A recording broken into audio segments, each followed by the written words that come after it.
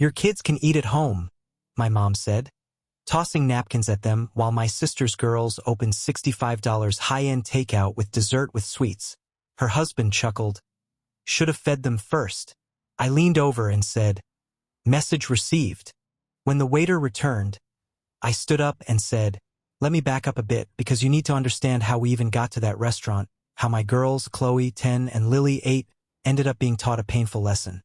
In this family, there's an A-list and everyone else is expected to clap quietly from the sidelines. My name's Ethan, and for as long as I can remember, I've been walking on eggshells around my family. I'm 36 now, and the only good thing to come out of this whole mess is my amazing wife, Sarah, who really should have run for the hills when she saw the chaos she was marrying into. But she stuck around, mostly for me, sometimes for the sheer spectacle. Because my family isn't just dramatic. It's a slow-motion train wreck where the engine swears it's never derailed, while the caboose is in flames. Take my sister, Melanie. She's 38, 2 years older, and has been the undisputed princess since birth. If Melanie spilled juice as a kid, it was, Ethan, what did you do to distract your sister? If she forgot her homework, it was, Ethan, why didn't you remind her? And God forbid I ever wanted anything she already had. She didn't just get the bigger slice of cake. She got the cake stand, too. Of course, she married David, one of those guys who looks like he owns a yacht even if he doesn't. They live in a massive house in the suburbs with a dog that gets Christmas presents from my parents, while my girls are still waiting for a single birthday card. Not that I expected anything different. Hope left the building years ago. And then there's my mom, Eleanor. She could win an Olympic medal in selective generosity. Lavish brunches for Melanie's kids, expensive day camps, just because packages, bragging to her church group about how well Melanie's raising those girls. But for my daughters, you should learn to budget better, Ethan. As if budgeting would magically create grandparents who remember birthdays. This dinner that night wasn't just a fluke. It was the culmination of years of small humiliations, tight-lipped smiles, and moments where I'd let things slide for the sake of keeping the peace. I used to think being the bigger person meant staying quiet. But the thing about swallowing your pride is that eventually, it starts to taste like poison. My mom had invited us out under the pretense of a family catch-up.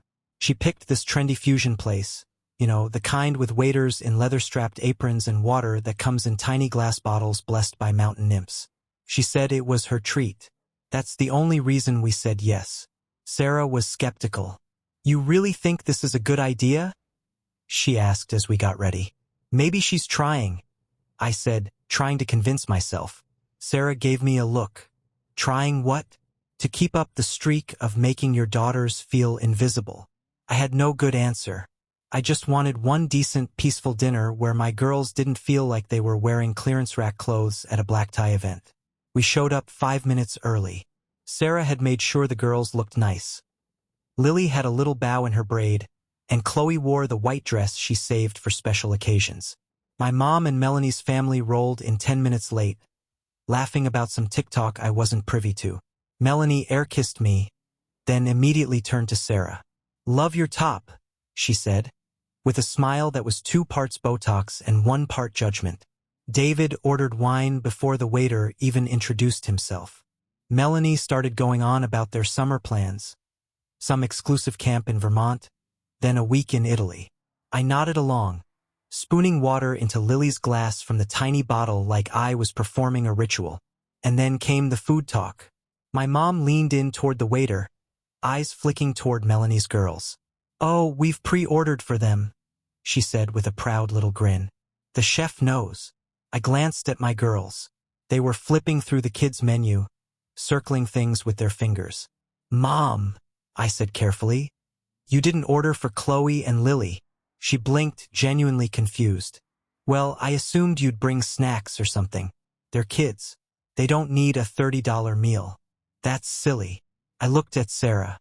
Her jaw clenched so tight I could see the muscle twitch. They just came from practice, I said. They're hungry. Oh, I'm sure they'll survive, my mom said, laughing lightly as she flicked her cloth napkin onto her lap. Besides, they can eat when they get home. And that's when she tossed the napkins. Paper ones. Too thin, crumpled squares she pulled from her purse like she was throwing table scraps to dogs. My stomach dropped. I felt Lily's hand wrapped around mine, tiny and confused.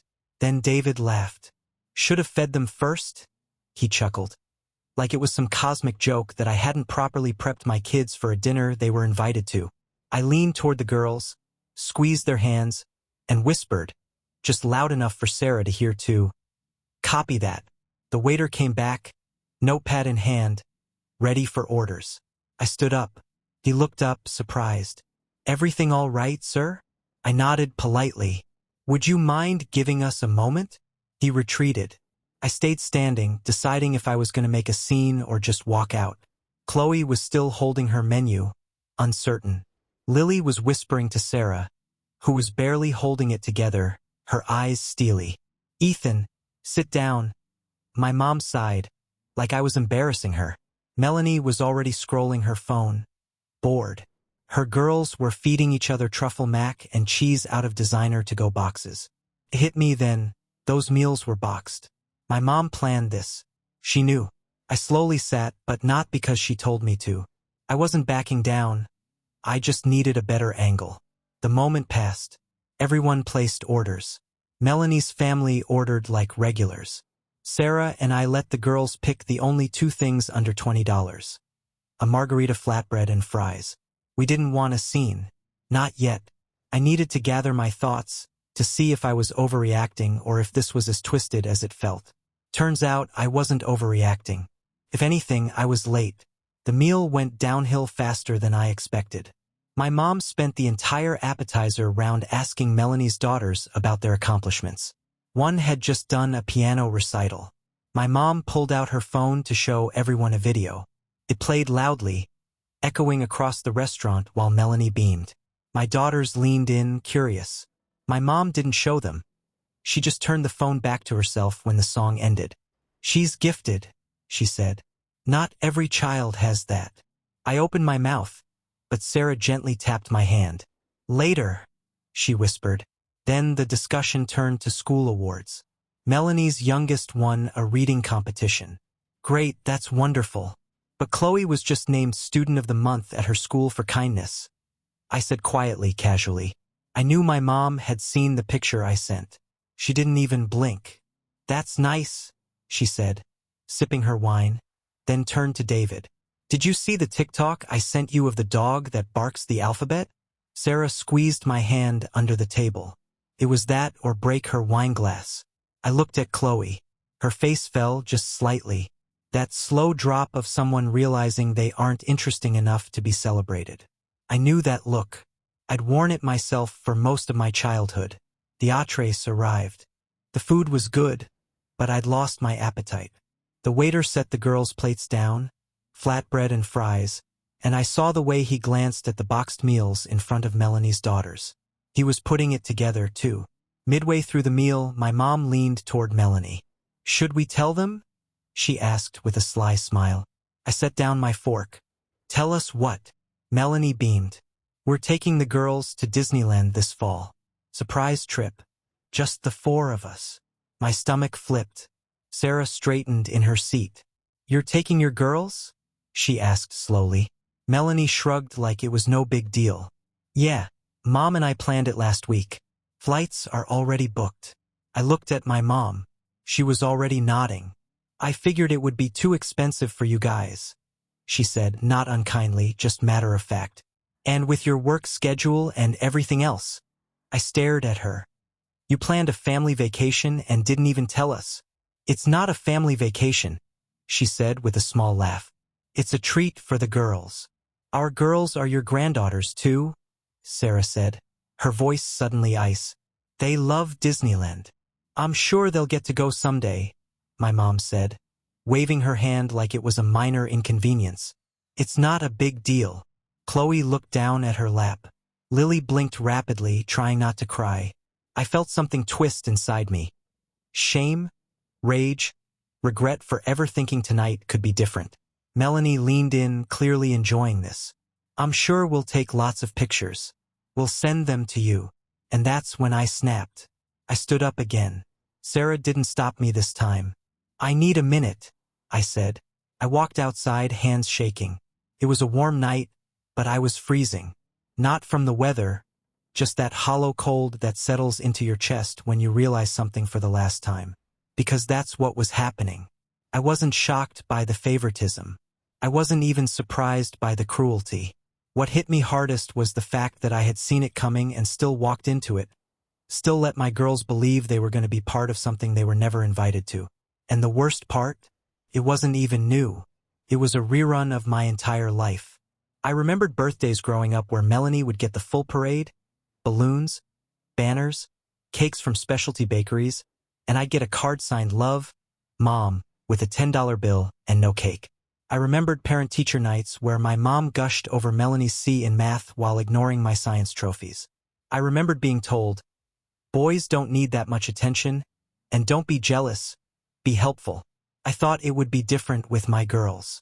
I thought becoming a father would finally give me some leverage, some way to rewrite the script. But you can't rewrite a story if the author never changes. I stayed outside for a long minute. Then Sarah joined me, her arms crossed, jaw tight. "You okay?" she asked. I shook my head. "No, but I know what to do." She raised an eyebrow. "What does that mean?" I didn't answer. Not yet, because revenge, when it's deserved, doesn't come in one explosive moment. It simmers. It builds. And I had just found my spark. I walked back in. Melanie was laughing at something David said. My mom was swirling her wine like she was the queen of a table that existed solely to orbit her. My daughters were sitting quietly side by side, eating flatbread like it was some kind of test they had to pass without speaking. And I watched them, those two sweet, patient girls. And I made a silent promise. This wouldn't happen again, ever. I sat down slowly. My mom glanced at me, still sipping her wine. "You all right, dear?" I smiled. "More than all right." And that's when the waiter returned to ask about dessert. And that's when I said something that would turn the entire night upside down. The waiter hovered near our table, still waiting for dessert orders. Melanie's kids were bouncing in their seats, loudly requesting the chocolate dome with the caramel explosion, like they'd rehearsed the moment. My mom leaned in again with that signature smirk that always accompanied her worst behavior, like she was starring in a sitcom only she found funny. I didn't break eye contact with her when I said, "Actually, we're going to hold off on dessert." The waiter nodded, glanced at my mom, who waved him away like a servant in an old movie. She didn't even bother to hide it anymore. "Suit yourself," she said. "But don't be surprised when the girls regret missing the best part." I smiled, but it didn't reach my eyes. I was too focused on what was coming, because I could feel it. This wasn't just going to be another dinner where I swallowed my frustration and paid for it in silence later. No, this was the night the thread finally snapped. It started with a toast. Melanie tapped her glass with a fork, just a soft ting-ting-ting, then stood up with all the flourish of someone who thought she was the most interesting person in every room. "I just want to say," she began, "that I'm so grateful we could all be here tonight. It's not every day we all get to sit down as a family and celebrate how far we've come." David placed his hand on her back with all the supportive husband energy of a man who never had to work for his approval. Melanie beamed. "Mom, thank you for putting this together, for always being there for us, for supporting our girls in everything they do, for going above and beyond. Whether it's weekend sleepovers, surprise gifts, or those late-night calls when I'm losing my mind with homework chaos." My mom wiped a fake tear with a cloth napkin. "Of course, sweetheart. That's what family's for." There it was. The moment. The exclusion. Dressed as affection. A toast to everyone except us. I could see Sarah's nostrils flare. I could hear Chloe slowly stop chewing like even her 10-year-old heart understood she'd just been passed over again. Then Melanie raised her glass. "To strong women raising strong daughters." They all clinked glasses. I didn't move. Neither did Sarah. And for a moment there was a silence so sharp it could have split the table in two. "You know," I said finally, "it's wild how often we all get together and still manage to feel like strangers." Melanie blinked. "What's that supposed to mean?" I didn't answer her. I looked at my mom. "Mom, when's the last time you came to one of Chloe's soccer games?" She shifted in her chair. Well, you know how busy I am. But you made it to 2 of Ava's piano recitals and 1 of Charlotte's ballet rehearsals. Not even a performance. A rehearsal. I didn't realize you were keeping score, she said coolly. I wasn't, I replied. But it turns out my daughters were. Chloe looked up at me, confused, as if she couldn't quite believe I was actually saying it out loud. Sarah reached for her hand under the table. Melanie rolled her eyes. Here we go. No, I said, locking eyes with her. You don't get to dismiss this like it's some petty thing. You've always acted like this, like your kids are the center of gravity and the rest of us are just satellites orbiting their perfect little lives. I'm sorry you feel that way, she said, in that condescending therapist voice people use when they don't want to apologize. That's not an apology, Sarah muttered, and then David chimed in. Maybe if you put as much effort into your parenting as you do keeping score, you wouldn't feel so left out. I froze. It wasn't just the words. It was the smirk he delivered them with, like he thought he'd just dropped the mic, like he expected everyone to nod in agreement. Even my mom didn't stop him. Chloe looked crushed. Lily was hiding her face in Sarah's arm. That's when I realized it wasn't just favoritism.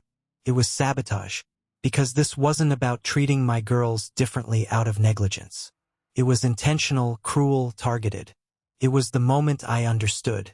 They didn't just overlook us. They enjoyed watching us be small. So I stood up again. I pulled out my wallet, took out 2 $100 bills, and placed them on the table. That should cover our part, I said. You don't have to do that, my mom said, her tone suddenly sugar-sweet. This was supposed to be my treat. I ignored her and leaned down to my girls. Come on, let's go. Chloe looked up. Are we in trouble? No, sweetie, Sarah said, already grabbing her purse. We're just done playing pretend. As we gathered our things, Melanie scoffed. You're seriously going to make a scene? I turned to her. No scene. Just finally acknowledging what's been obvious for years. Then I paused because I wasn't done. I turned back to my mom. You had a choice, you know. You could have loved all your grandkids. You could have shown up, supported them, made them feel like they belonged. Instead, you chose a favorite. And the worst part is, you taught them that love is conditional. Her eyes narrowed.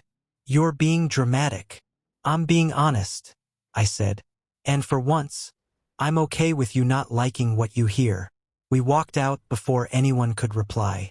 The restaurant door shut behind us with a soft click, but the sound echoed in my chest like a cannon.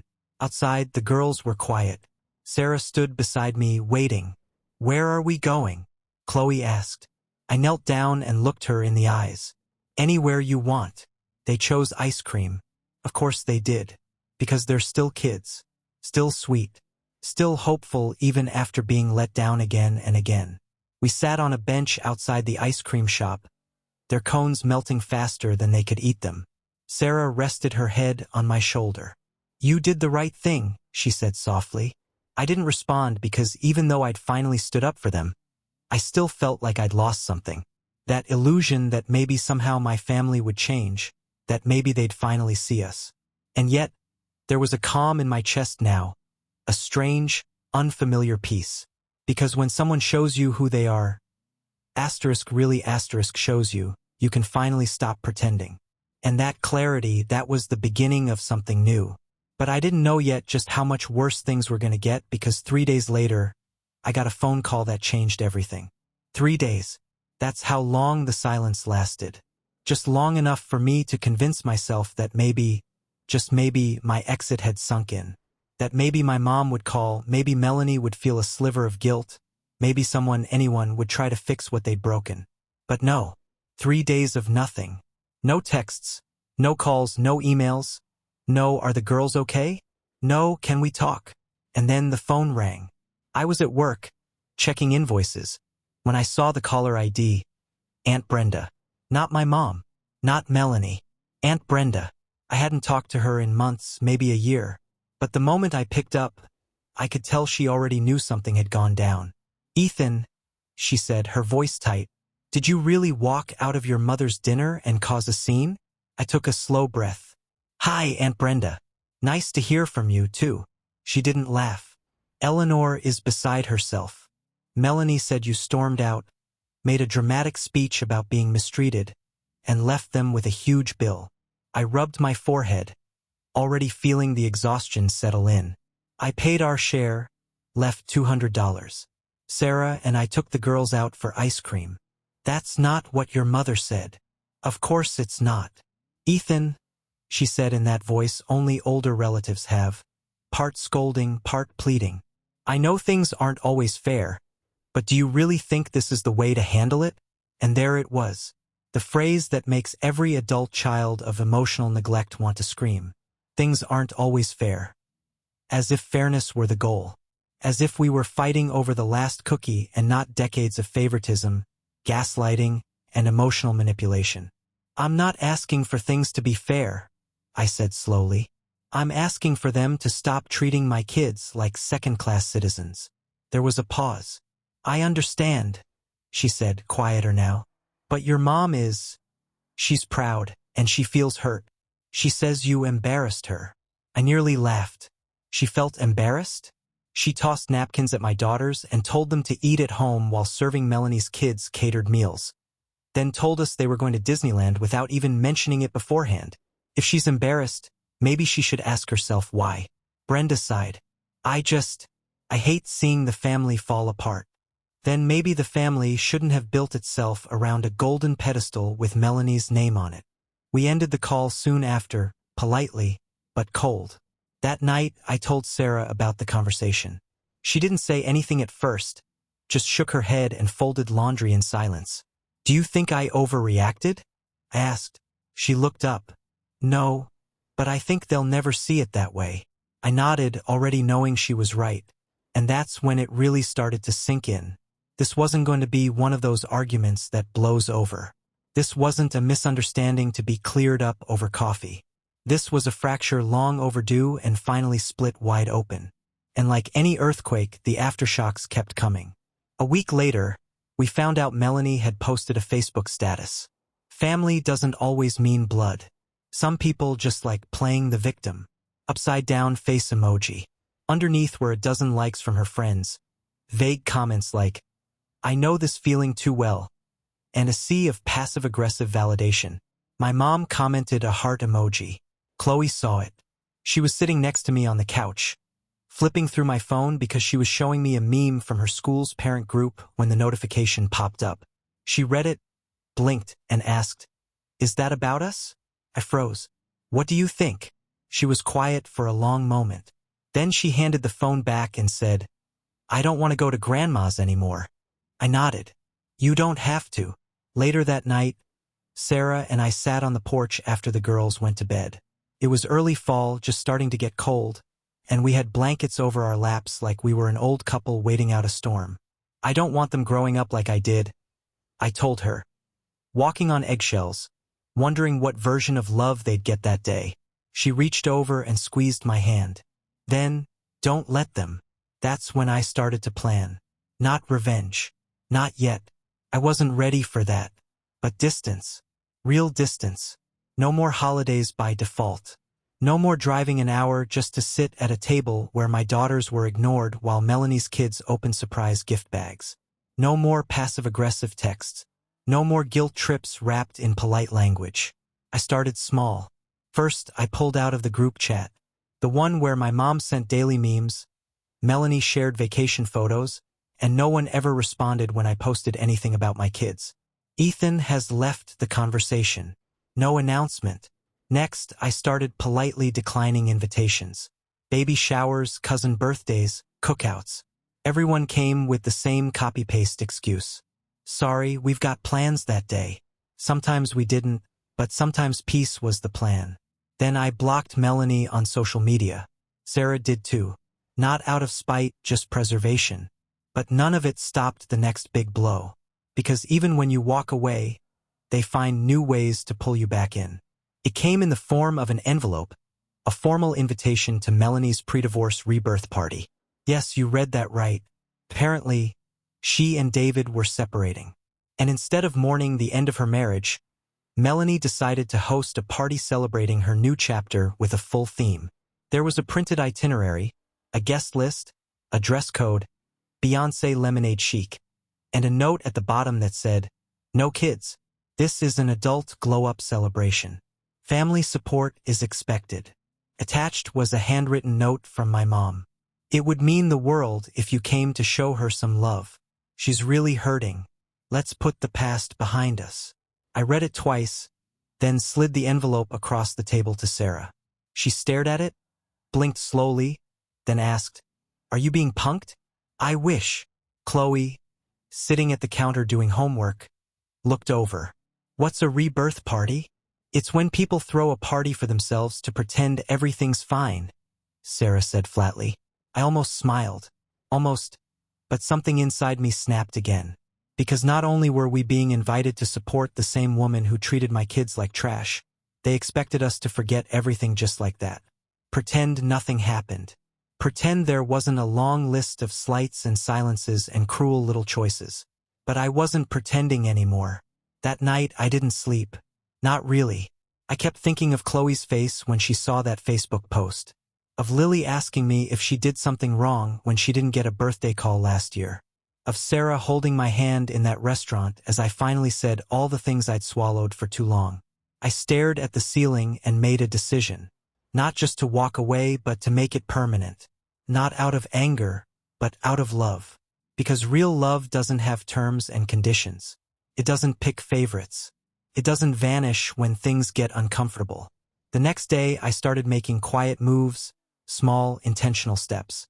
I took Chloe and Lily to open junior savings accounts under my name. Not that Melanie's kids needed the money, but because I wanted my girls to know they were seen, valued, planned for. I called a therapist, booked a session for myself, then one for Sarah and me, then asked the girls if they'd like to talk to someone too. We started talking, really talking around the dinner table about feelings, about family, about how sometimes people who are supposed to love you the most don't know how. And slowly, I started building something my kids had never truly had before. A family without conditions. A home without guilt. But even as I pulled away from the toxicity, something kept tugging at me. Not for reconciliation, but for closure. Because walking away is powerful. But sometimes justice is better. And when I found out what my mom had done with the trust fund my late father left behind, that's when the line between walking away and fighting back disappeared completely.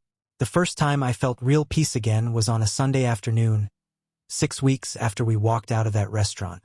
It was one of those crisp, golden Sundays where the air smells like falling leaves and new beginnings. Chloe and Lily were on the porch carving pumpkins with Sarah, laughing like nothing bad had ever touched them. No tension, no pity, just joy. I stood in the doorway with a mug of coffee and realized something I hadn't allowed myself to believe in years. We were okay. Better than okay. Actually, we were free. No more waiting for my mom's approval. No more awkward silences after being excluded from family trips. No more shrinking myself to fit into a mold someone else made for me. For the first time in my adult life, I wasn't orbiting my family's dysfunction. I was building something separate, and it was working. At first, the progress was quiet, subtle, but unmistakable. Lily had stopped chewing her nails. Chloe started humming again when she did her homework, the way she used to when she was younger, before my mom's favoritism began making her feel small. Sarah began sleeping better, smiling more. She even said to me one night as we were folding laundry, "I feel like we finally took our house back." That stuck with me because we had. But the real turning point wasn't emotional. It was financial. About 2 months after the dinner, I got a call from a number I didn't recognize. It was a lawyer, not mine, my father's. Apparently, after my dad passed 10 years ago, he had set up a small trust fund for his grandkids. It wasn't a fortune, just under $60,000 total, but it was meant to be evenly divided between all of his grandchildren once they turned 18. And my mom, Eleanor, was the trustee. The lawyer had tracked me down because I had never responded to the documentation. "Because I never received any," I said flatly. He paused.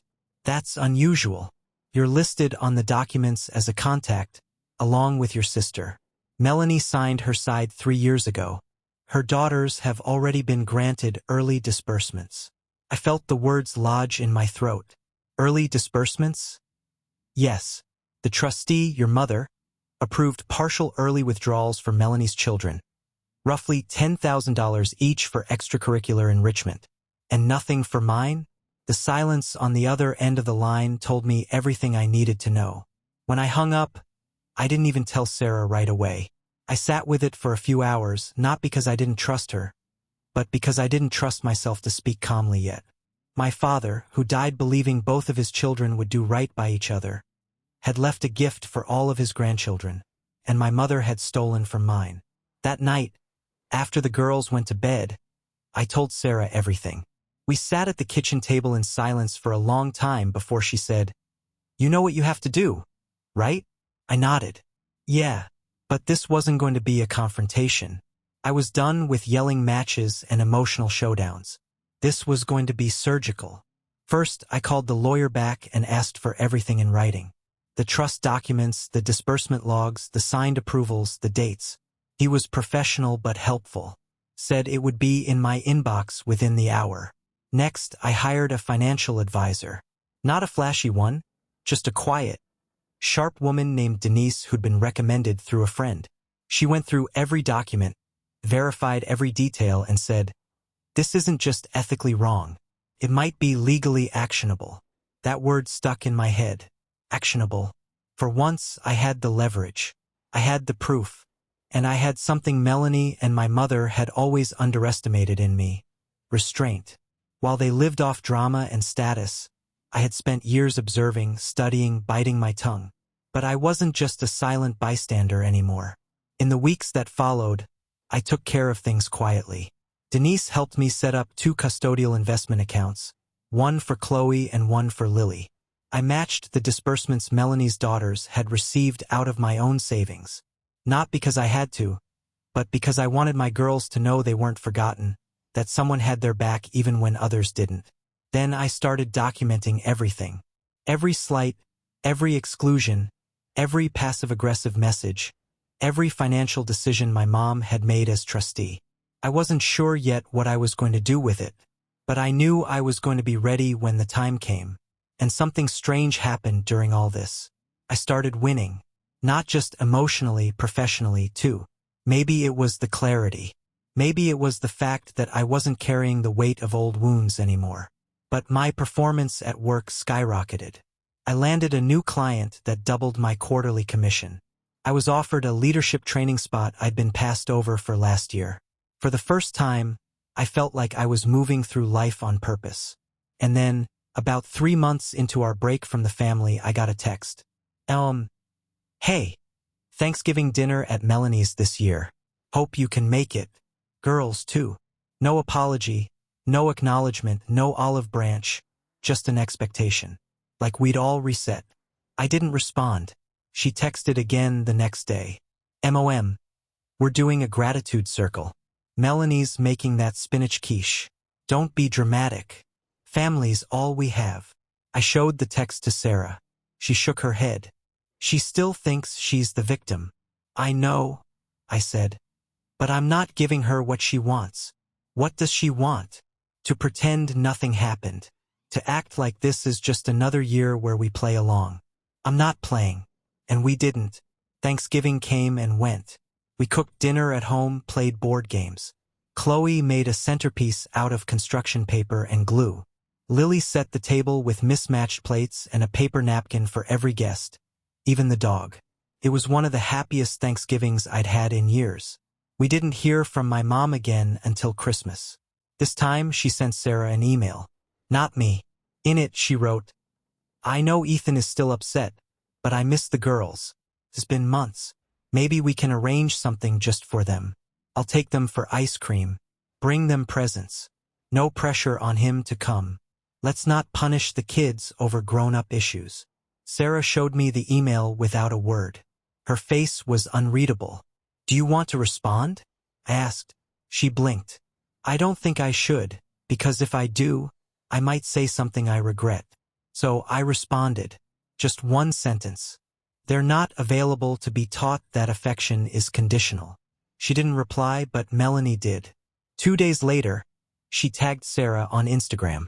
A story post, a photo of her daughter's opening presents under a perfect tree captioned, "When you teach your kids the true meaning of family, some of us get it. Some never will." I didn't comment. I didn't react. Because I was already planning something bigger.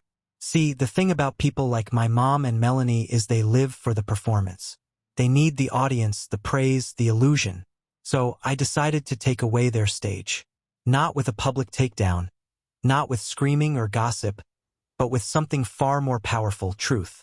That January, I submitted a formal petition to the court requesting a change in trustee management for my father's trust, citing breach of fiduciary duty, unequal disbursement, and lack of communication. It wasn't flashy. It wasn't dramatic. But it was loud in all the ways that mattered. I didn't tell them I was doing it. I let the paperwork speak for me, because by then I wasn't looking for justice just for my daughters. I was building proof that love isn't shown in grand gestures. It's in consistency, accountability, showing up. And for the first time, I was doing exactly that. Not just for my girls, for me. And just as I was settling into that peace, just when life started to feel steady again, I got a letter. Certified legal envelope, return address, my mother's lawyer. And when I opened it, I realized she wasn't just refusing to change. She was going to fight. And that's where everything turned again. When the envelope arrived, I thought it might have been confirmation from the court that my trustee petition had been received. I'd been expecting that, but the heavy, cream-colored paper and the sharp embossed logo on the upper left corner told a different story. This wasn't an acknowledgement. It was a warning shot. Inside was a letter from my mother's attorney, some gray-haired estate lawyer named Richard D. Marks. Very official, very polite, and very clear. Dear Mr. Walker, our client, Mrs. Eleanor Walker, has received notification of your recent motion to remove her as the trustee of the family trust established by your late father, Thomas Walker. This correspondence is to inform you that Mrs. Walker disputes the characterization of her conduct as negligent or unethical. She has administered the trust in good faith and within the bounds of her legal discretion as trustee. We are prepared to defend against any petition suggesting otherwise. Further, any implication of wrongdoing or mismanagement will be treated as defamatory and responded to accordingly. Should you choose to proceed with legal action, we will seek full recovery of legal expenses from the trust assets. Respectfully, R.D. Marks, ESQ. I reread it 3 times. No apology, no explanation, no acknowledgement that my daughters were entitled to anything. Just legal posturing and a thinly veiled threat. They'd used the trust money to fight me. The money my father left for his grandkids, including mine. Sarah sat across the table, her eyes scanning the letter as I slid it over. She's going to burn the whole thing down before she admits she was wrong, she muttered. She thinks I'll back off. Sarah looked at me. Are you going to? No, I said. I'm going to dig. And that's when the gears started turning. See, up to that point, I'd been playing defense, pulling back from the family, protecting my kids, documenting the slights. But this was a shift. This was a declaration of war. And I had no intention of sitting quietly while they used my dad's legacy as a weapon against the very people it was meant to protect. I took a week off work, not for stress, but for strategy. I spent the first 2 days reviewing everything Denise, the financial advisor, had helped me compile. Records of the trust fund, statements, deposit logs, and disbursement approvals. The trail of Melanie's withdrawals was crystal clear. For separate educational enrichment checks signed by my mom and deposited into Melanie's joint custodial account. But it was the 5th check that caught my attention. Smaller than the others. Only $1,500. Listed as travel reimbursement for beneficiary liaison. I highlighted it. What does that mean? I asked Denise. She raised an eyebrow. That's vague and sketchy. Can you trace where it went? She called me back 2 days later. I couldn't find the end recipient, but I did find the bank. It was deposited into a personal checking account at Kensington Credit Union. That's not Melanie's bank. Nope, it's your mom's. I stared at the speakerphone. So, she reimbursed herself from the trust? That's what it looks like. I hung up and stared at the documents for a long time. Something didn't sit right. So I started digging deeper. I pulled out old files, found the copy of my father's original will from when he passed. It mentioned the trust by name and included a clause I hadn't noticed before. Funds are to be dispersed for the benefit of each grandchild for purposes of education, medical need, or milestone development. Equal opportunity shall be given to all eligible parties. Equal opportunity. That was the language I needed. If she'd authorized early withdrawals for Melanie's kids under the claim of enrichment and denied the same to mine, she wasn't just morally wrong. She'd violated the legal intent of the trust. But there was more. While flipping through old family folders, I found something else.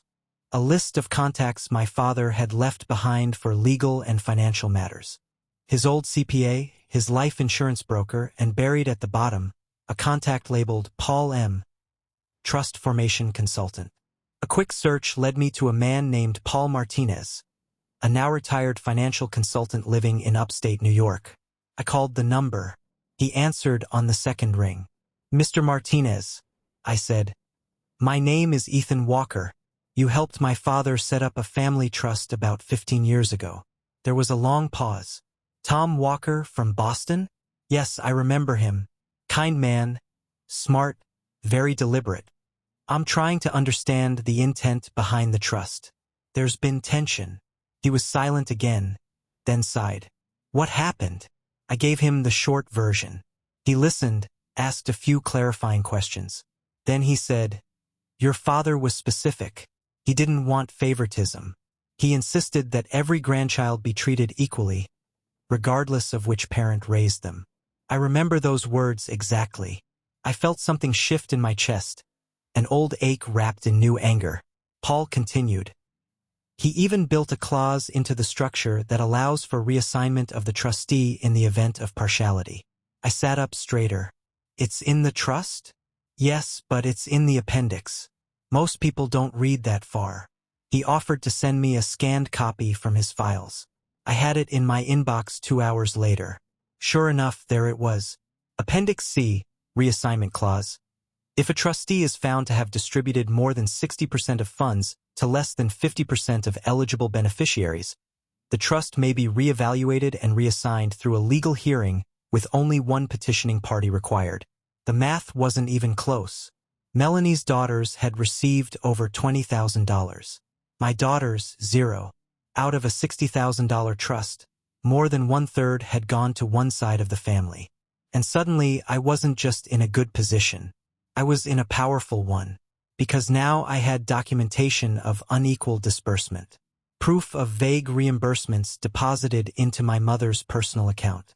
A retired trust consultant ready to confirm my father's intentions.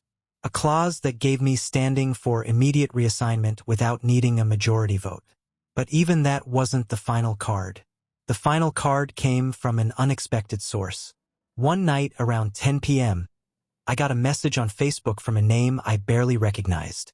Lindsay Pierce, a friend of Melanie's from high school. We hadn't spoken in over a decade. Her message read, "Hey Ethan, hope this isn't weird. I know we haven't talked in forever, but I saw your mom at brunch with Melanie a few weeks ago and overheard something I thought you should know." She went on to explain that she'd been seated near them, close enough to hear them talk about Ethan's pity party, and how he'll back down once he realizes he's not entitled to anything. But the kicker, Melanie had joked about using the trust money before Ethan even figured out it existed. She said, "I told Mom to funnel the rest through Lily's old dentist if she needed a clean withdrawal. He owes us one." I reread that line 5 times. Lily's dentist. The one she'd stopped seeing 2 years ago after we switched insurance. I went back through the disbursement logs, and there it was, a $2,400 withdrawal labeled dental procedure for LW. I never authorized it, never signed a release. It wasn't my Lily, but it sure looked good on paper. I added it to the evidence folder. Now I had a trail of false expenses, witness testimony, a clause for reassignment, and a paper trail that reeked of misuse and fraud. I wasn't just on solid ground. I was holding the match and the gasoline. But I didn't light it yet. Not until I could ensure it would burn exactly the way I wanted it to. Not just to reclaim what was ours, but to expose what they tried to hide. Because revenge wasn't just going to be about money anymore. It was about truth. The morning of the court hearing was calm, almost unsettlingly so. It had rained the night before, and the sidewalks were still wet, leaves plastered against the pavement like little mosaics of orange and rust. The courthouse wasn't big, just a low brick building tucked between a library and a park, but stepping through those glass doors felt heavier than it should have. This wasn't just a legal appointment. This was accountability, and it was long overdue. Sarah squeezed my hand before I stepped inside. "You good?" she asked. I nodded. "Yeah, I'm good." What I didn't say was that I hadn't slept the night before. Not because I was nervous about losing, but because I'd waited so long for this moment. I didn't quite know what to feel now that it was finally here. The hearing wasn't some dramatic televised trial. It was a small probate courtroom with creaky chairs and fluorescent lighting that made everyone look a little more tired than they probably were. But I wasn't here for the aesthetics. I was here to deliver the truth. Quietly, precisely. My mother sat across the room from me, dressed in a stiff gray blazer, lips pursed so tightly they looked like they'd been stitched together. Melanie wasn't with her. Apparently, she'd chosen to support from a distance. I imagined her sipping a green smoothie somewhere, convinced this was all just a formality, that I'd lose, that they'd win. And for once, I hoped she stayed confident. I wanted this to surprise them. The judge, a woman in her 60s with silver hair and sharp eyes, called us to order. "We're here to review petition number 221GJ regarding the administration of the Walker Family Trust. Petitioner, please proceed." I stood, every document I needed in a neatly organized folder. "Your Honor, thank you. I'm here to request the removal and reassignment of the trustee, Eleanor Walker, on grounds of partial disbursement, financial mismanagement, and breach of fiduciary duty, as defined in the original trust document and its Appendix C." Eleanor shifted in her seat. I passed a printed packet to the clerk, who handed one to the judge. "Within this file, you'll find the following: a full disbursement record from the past 5 years showing over 60% of trust funds allocated to the children of one beneficiary, my sister, while my own daughters have received nothing. A scanned copy of the trust appendix clause outlining grounds for reassignment based on unequal distribution. 2 early withdrawals labeled for educational enrichment, deposited into a joint custodial account managed solely by Melanie Walker. A travel reimbursement deposited directly into the trustee's personal account, Eleanor Walker, without itemized records. A dental procedure bill under my daughter's initials, LW, which I did not authorize. I've included a notarized affidavit from our current dentist confirming that no procedures were performed during that period. The judge's eyebrows lifted at that one, but I wasn't finished. I've also included a written statement from Paul Martinez, the financial consultant who helped draft the original trust, confirming that my father's intent was to provide equal opportunity to all grandchildren, not discretionary favoritism. I sat back down. Eleanor didn't stand right away. Her lawyer, Richard Marks, rose first. "We dispute the characterization of my client's actions as malicious or negligent. The trustee operated within her discretion and believed she was acting in the best interest of the trust." The judge held up a hand. "Mr. Marks, the math is not in your favor." He tried again. "There were unique circumstances.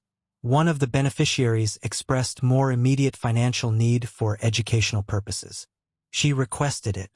I interrupted, keeping my tone level. "My mother approved it and never once offered the same to my daughters." Eleanor stood then, face tight. "I didn't think you'd want the money, Ethan. You've always acted like you're too proud for help. And yet, you gave thousands to Melanie's children without asking. Melanie's children had needs. So do mine." The judge tapped her pen against the desk. "Miss Walker, your role as trustee is not to determine who deserves more. It's to uphold the trust's stated purpose, which is clearly to benefit all grandchildren equally." Eleanor's mouth opened, then closed. For the first time, she looked shaken. The judge flipped through the pages for a moment, then looked up. "I am granting the petition. Effective immediately, Eleanor Walker is removed as trustee." The court will appoint a neutral fiduciary to oversee remaining disbursements. Furthermore, I am ordering a forensic audit of all transactions related to the trust over the past 5 years to determine if additional legal action is warranted. It was quiet enough to hear the air vent humming. I didn't smile. I didn't gloat. But inside I felt light. Afterward, I walked out into the cold air and took a long breath. Sarah was waiting at the curb. When she saw my face, she already knew. I got in the car, said nothing, just held her hand as we drove. A week later, the fallout started. Melanie texted me first. "Melanie, did you really have Mom removed from the trust? This is going to ruin her. You are disgusting." Then she posted a screenshot of a Bible verse to her Instagram story. Something about forgiveness. Then something about betrayal. Then a story of her kids playing in a new backyard inflatable pool with the caption, "We rise anyway." I didn't respond, because I didn't need to. The court-appointed trustee reached out 2 days later to confirm that pending disbursements would be frozen until the audit concluded. Sarah and I sat down with the girls and explained what happened carefully. We didn't use words like stolen or corrupt. We told them that their grandpa had left something behind for them and now it would finally be shared fairly. Chloe asked, "Did Grandma know that before?" I nodded. She thought for a second, then said, "Then I don't want her presence anymore." Lily added, "Me neither, but can we still do ice cream?" We laughed, said, "Yes." And just like that chapter closed, but something else opened, something better. A few weeks later, I got a check in the mail, not from the trust, but from a client I'd helped months earlier who had closed a major deal. Attached was a note. "Ethan, your clarity and honesty changed how we approached everything. I know you didn't ask for anything in return, but I wanted you to know how much that meant. Please use this however you'd like. For your family, for their future." It was for $12,000. I used it to start 2 Roth IRAs for Chloe and Lily, put the rest toward a vacation, our first real one in years. We didn't go to Disneyland. We went to a cabin in the Smoky Mountains. Spent the days hiking, laughing, playing card games by the fire. And not once did I think about my mom. Because the thing about revenge is it doesn't always have to look like fire and fury. Sometimes it looks like peace. Sounds like laughter. It feels like standing in the middle of your life and realizing you don't owe anyone your silence anymore. And I wasn't done, because there was still one more card I hadn't played. The one that would finally expose exactly who Eleanor Walker really was. And once I played it, she'd never be able to hide behind family again. The final card I held wasn't forged in court or bank statements. It was truth, plain, unvarnished, and brutal. And it came from a place my mother had never expected, her own past. A few weeks after the court removed her as trustee, the audit began. It was out of my hands by then, managed by a neutral fiduciary just like the judge ordered. But I'd submitted everything I had. Copies of shady transactions, the misappropriated dental payment, the travel reimbursement, and of course the statement from Paul Martinez, the trust consultant. I thought that would be the end of it until Paul called me again. "I was going through some of the old records," he said, "and I found something I think you should see. Your father left a letter. It wasn't meant to be opened unless there was a dispute over the trust." "A letter?" I asked. "Yeah." It was addressed to the trustee, Eleanor, but with a note that said, "Open only if the kids fight." I figured given recent events, well, you have a right to see it now. He sent it by express mail. It arrived 2 days later, sealed in a plain envelope with my father's unmistakable handwriting across the front. To Eleanor, "If you're reading this, something went wrong, and I'm not surprised." That's how it began. The rest of the letter was a gut punch. Not angry, not cruel, just devastatingly honest. He went on to explain how he feared favoritism would tear the family apart. How he'd seen it forming even before he got sick. How Melanie's constant demands and Eleanor's blind indulgence made him worry for my future relationship with her and with my children. How he'd set up the trust to be fair on purpose, because he feared that when he was gone, fairness would die with him. He ended it with this: "If you cannot bring yourself to treat Ethan's children the way you treat Melanie's, if you cannot offer them the same time, attention, and generosity, then step aside." Let someone else do what you cannot. Do not dishonor their names. Do not dishonor mine. That was the nail in the coffin. I forwarded the letter to the fiduciary auditor, who immediately added it to the case file. Within a month, the audit report came back with findings of misuse of funds, unequal distribution, and ethical misconduct. It was worse than I thought. Eleanor had authorized over $28,000 in disbursements to Melanie's daughters. Meanwhile, not a single dollar had been allocated to Chloe or Lily. Not only that, she'd claimed another $3,800 in trustee expenses for spa visits, travel meals, and consulting calls with Melanie, none of which were documented. The new trustee filed a civil complaint for restitution. Eleanor would either return the misused funds to the trust or face a lawsuit. She chose silence for weeks, until eventually she cracked. It started with an email from Eleanor Walker. Subject: I hope you're happy. You've destroyed this family. Congratulations. I don't know who you've become, Ethan, but it's not someone I recognize. Your father would be ashamed of what you've done to your own mother. I only ever wanted to help. I never meant to hurt anyone. I just thought Melanie needed more support. She's had such a hard time. I didn't think you'd make it a public spectacle. I can't show my face at church anymore. Everyone is asking questions. Your Aunt Brenda won't return my calls. Even the pastor asked if I was okay. Do you know how humiliating this is? I never thought you'd do this to me. Don't bother responding. I wouldn't believe anything you said anyway. I didn't respond because for once I didn't feel the need to explain myself. She wanted me to feel guilt, to feel like I'd burned the house down. But all I'd done was turn on the lights, and now the house was finally showing its cracks. Then came the ripple effects. Melanie, suddenly very aware that public scrutiny was closing in, deactivated her Instagram for 3 weeks. When she came back, her profile was private and scrubbed of any references to family. Gone were the inspirational quotes. Gone were the soft-focus photos of her daughters playing piano with captions like, "Legacy and Light." I heard through a mutual cousin that she tried to open a new savings account for one of her girls and was flagged by the bank for custodial complications.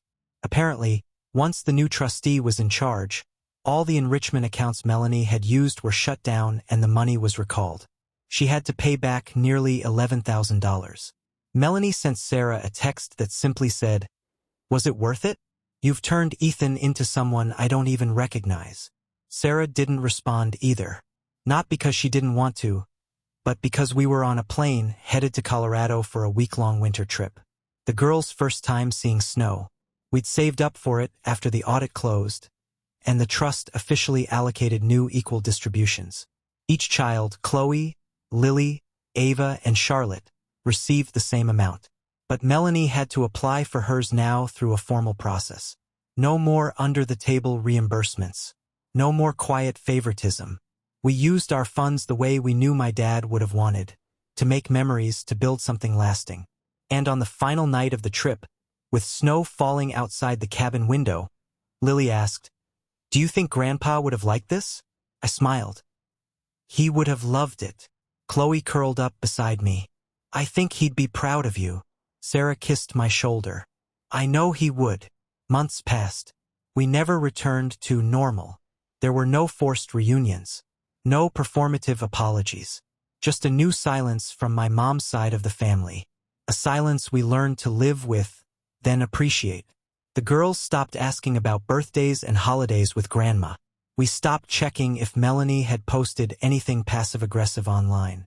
And I stopped wondering if I'd done the right thing because I knew, not just from the court ruling, not just from the money, but from the calm that settled into our home. The ease with which my daughters now existed in their own skin. The laughter that came back, loud, free, unapologetic. We weren't just surviving anymore. We were thriving. And the best revenge? It wasn't the court win. It wasn't the money clawed back. It was watching my daughters grow up knowing without question that they were loved unconditionally. That they didn't need to earn their worth. That no one could decide they were less important, less valuable, less deserving, and get away with it. That's what we built. And we built it out of the ashes they left behind. So, if you're wondering whether speaking up is worth the fallout, Whether choosing truth over comfort is too messy, whether walking away from toxic family will leave you with nothing, let me tell you this. I walked away with everything that matters.